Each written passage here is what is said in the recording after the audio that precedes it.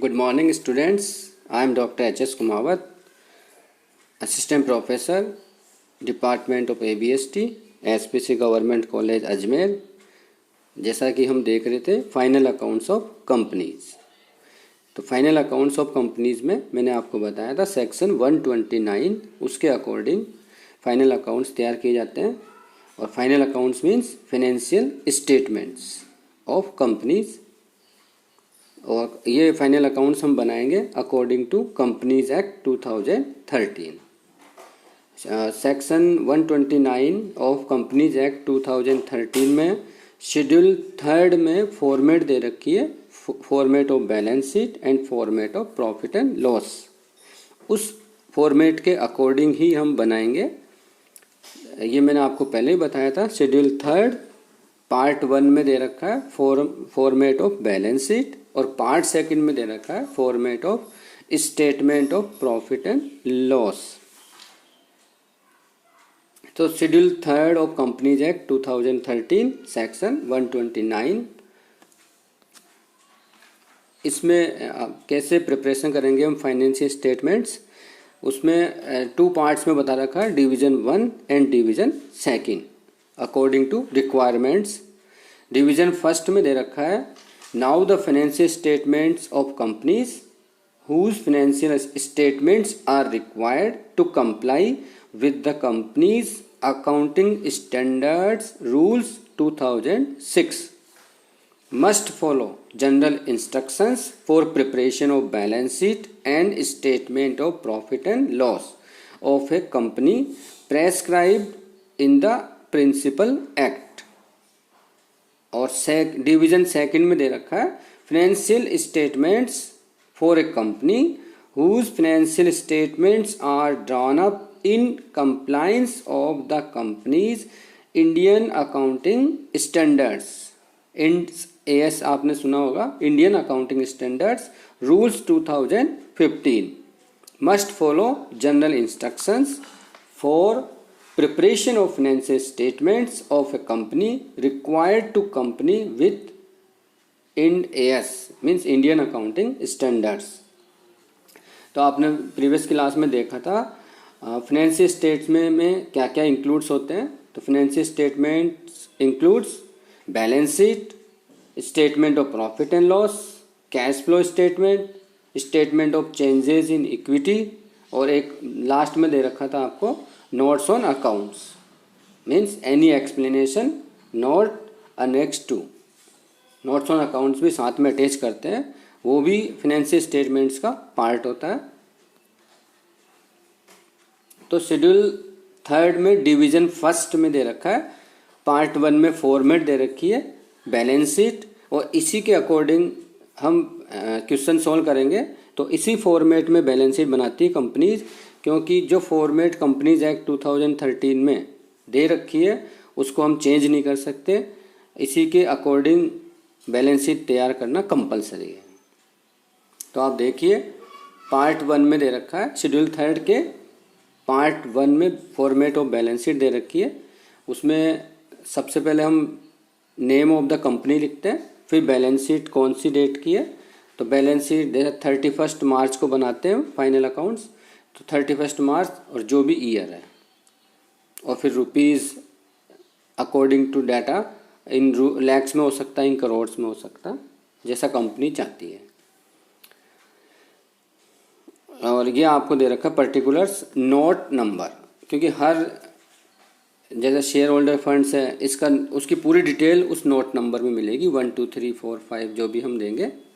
उसके बाद दे रखा figures as at the end of current reporting period, यानी करंट ईयर की जो डेटा है वो इसमें 3rd कॉलम में आएगा। और ये कंपलसरी है कि प्रीवियस ईयर के डेटा भी हमको इसमें शो करने होते हैं। जो भी कंपनी एनुअल रिपोर्ट्स तैयार करती है उसमें बैलेंस शीट अटैच करती है, तो वो प्रीवियस ईयर के डेटा भी उसमें शो करते हैं। तो 4th कॉलम में दे रखा है end of the previous year, मतलब प्रीवियस ईयर के डेटा शो करने इसमें। तो फर्स्ट दे रखा इक्विटी एंड लायबिलिटीज, इक्विटी और लायबिलिटीज दोनों मिला के इसमें शो करते हैं।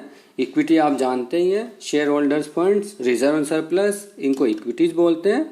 और लायबिलिटीज में आता है non current liabilities, current liabilities, ये सब लाइबिलिटीज़ का पार्ट है। तो इक्विटी और लाइबिलिटीज़ इसमें शो करेंगे, जिसमें फर्स्ट में दे रखा है share holders funds. Share holder funds में क्या क्या शो करेंगे?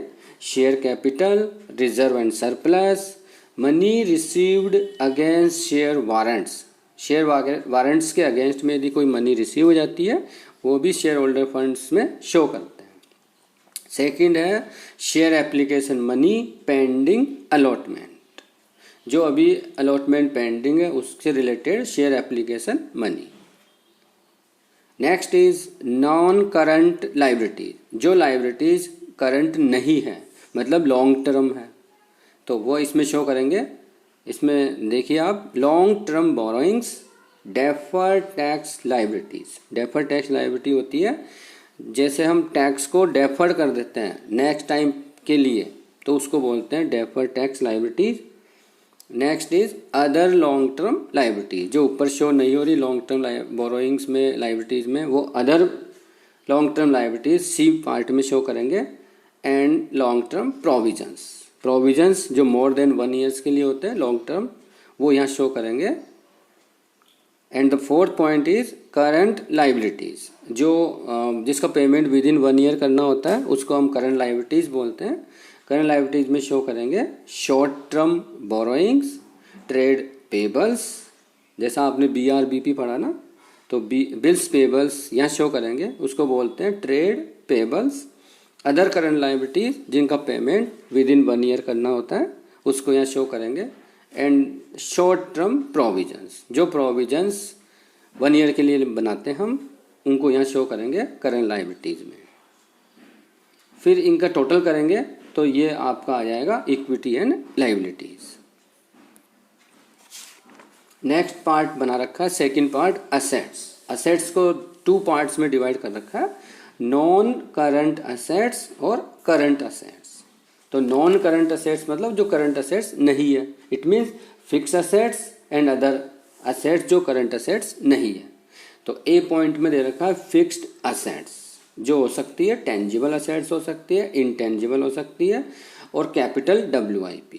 कैपिटल WIP होता है यदि कोई कंपनी में बिल्डिंग बन रही है और वह कंप्लीट नहीं हुई, तो वो बिल्डिंग कंप्लीट नहीं हुई तो फिक्स असेट्स तो बनी नहीं, पर वह इन प्रोसेस है तो उसको हम कैपिटलाइज करते हैं। आपने 11th में रेवेन्यू और कैपिटल एक्सपेंडिचर की स्टडी की थी, तो जिस एक्सपेंडिचर को हमको कैपिटलाइज करना है और वो अभी कंप्लीट तो हुआ नहीं, तो उनको हम कैपिटल WIP यानी work in progress, capital work in progress में लिखेंगे।